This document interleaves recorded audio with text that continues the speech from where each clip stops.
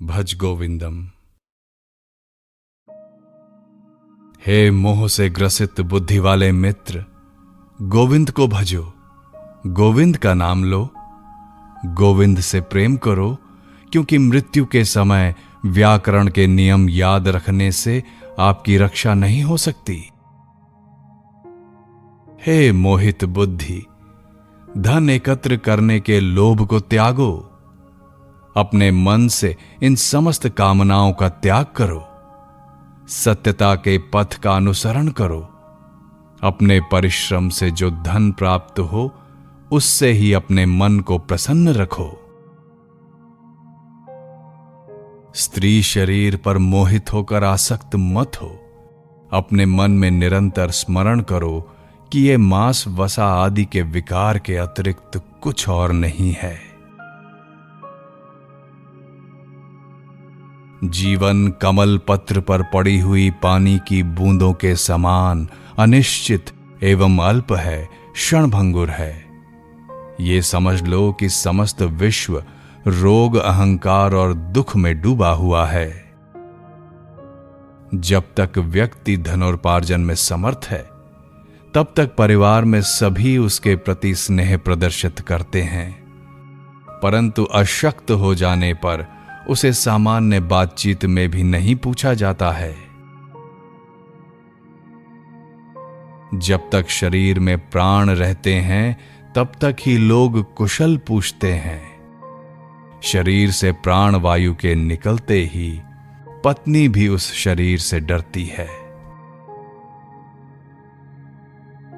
बचपन में खेल में रुचि होती है, युवावस्था में युवा स्त्री के प्रति आकर्षण होता है, वृद्धावस्था में चिंताओं से घिरे रहते हैं, परंतु प्रभु से कोई प्रेम नहीं करता। कौन तुम्हारी पत्नी है, कौन तुम्हारा पुत्र है, यह संसार अत्यंत विचित्र है। तुम कौन हो, कहां से आए हो बंधु? इस बात पर तो पहले विचार कर लो। सत्संग से वैराग्य, वैराग्य से विवेक, विवेक से स्थिर तत्व ज्ञान और तत्व ज्ञान से मोक्ष की प्राप्ति होती है। आयु बीत जाने के बाद काम भाव नहीं रहता, पानी सूख जाने पर तालाब नहीं रहता, धन चले जाने पर परिवार नहीं रहता, और तत्व ज्ञान होने के बाद संसार नहीं रहता। धन, शक्ति और यौवन पर गर्व मत करो, समय क्षण भर में इनको नष्ट कर देता है। इस विश्व को माया से घिरा हुआ जानकर तुम ब्रह्म पद में प्रवेश करो। दिन और रात, शाम और सुबह, सर्दी और बसंत बार बार आते जाते रहते हैं।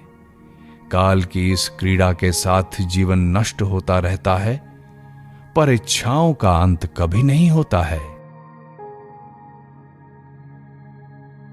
तुम्हें पत्नी और धन की इतनी चिंता क्यों है? क्या उनका कोई नियंत्रक नहीं है? तीनों लोकों में केवल सज्जनों का साथ ही इस भवसागर से पार जाने की नौका है। बड़ी जटाएं, केश रहित सिर, बिखरे बाल, काशाय यानी भगवा वस्त्र और भांति भांति के वेश, ये सब अपना पेट भरने के लिए ही धारण किए जाते हैं। अरे मोहित मनुष्य, तुम इसको देखकर भी क्यों नहीं देख पाते हो? क्षीण अंगों, पके हुए बालों, दांतों से रहित मुख और हाथ में दंड लेकर चलने वाला वृद्ध भी आशा पाश से बंधा रहता है। सूर्यास्त के बाद रात्रि में आग जलाकर और घुटनों में सिर छुपाकर सर्दी बचाने वाला, हाथ में भिक्षा का अन्न खाने वाला, पेड़ के नीचे रहने वाला भी अपनी इच्छाओं के बंधन को छोड़ नहीं पाता है। किसी भी धर्म के अनुसार ज्ञान रहित रहकर गंगा सागर जाने से, व्रत रखने से और दान देने से 100 जन्मों में भी मुक्ति नहीं प्राप्त हो सकती है। देव मंदिर या पेड़ के नीचे निवास, पृथ्वी जैसी शैया, अकेले ही रहने वाले, सभी संग्रहों और सुखों का त्याग करने वाले वैराग्य से किसको आनंद की प्राप्ति नहीं होगी। कोई योग में लगा हो या भोग में, संग में आसक्त हो या निसंग हो, पर जिसका मन ब्रह्म में लगा है वो ही आनंद करता है, आनंद ही करता है। जिन्होंने भगवद गीता का थोड़ा सा भी अध्ययन किया है, भक्ति रूपी गंगा जल का कण भर भी पिया है, भगवान कृष्ण की एक बार भी समुचित प्रकार से पूजा की है, यम के द्वारा उनकी चर्चा नहीं की जाती। बार बार जन्म, बार बार मृत्यु, बार बार मां के गर्भ में शयन, इस संसार से पार जा पाना बहुत कठिन है। हे कृष्ण, कृपा करके मेरी इससे रक्षा करें। रथ के नीचे आने से फटे हुए कपड़े पहनने वाले, पुण्य और पाप से रहित पथ पर चलने वाले, योग में अपने चित्त को लगाने वाले योगी बालक के समान आनंद में रहते हैं।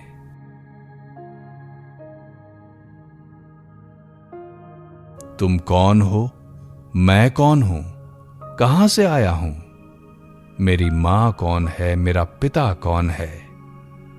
सब प्रकार से इस विश्व को असार समझकर इसको एक स्वप्न के समान त्याग दो। तुम में, मुझ में और अन्यत्र भी सर्वव्यापक विष्णु ही हैं। तुम व्यर्थ ही क्रोध करते हो। यदि तुम शाश्वत विष्णु पद को प्राप्त करना चाहते हो तो सर्वत्र समान चित्त वाले हो जाओ। शत्रु, मित्र, पुत्र, बंधु बांधवों से प्रेम और द्वेष मत करो। सब में अपने आप को ही देखो। इस प्रकार सर्वत्र ही भेद रूपी अज्ञान को त्याग दो। काम, क्रोध, लोभ, मोह को छोड़कर स्वयं में स्थित होकर विचार करो कि मैं कौन हूं। जो आत्मज्ञान से रहित मोहित व्यक्ति हैं, वो बार बार छिपे हुए इस संसार रूपी नरक में पड़ते हैं। भगवान विष्णु के सहस्त्र नामों को गाते हुए उनके सुंदर रूप का अनवरत ध्यान करो। सज्जनों के संग में अपने मन को लगाओ और निर्धनों की अपने धन से सेवा करो। सुख के लिए लोग आनंद भोग करते हैं, जिसके पश्चात इस शरीर में रोग हो जाते हैं। यद्यपि इस पृथ्वी पर सबका मरण सुनिश्चित है, फिर भी लोग पापमय आचरण को नहीं छोड़ते हैं।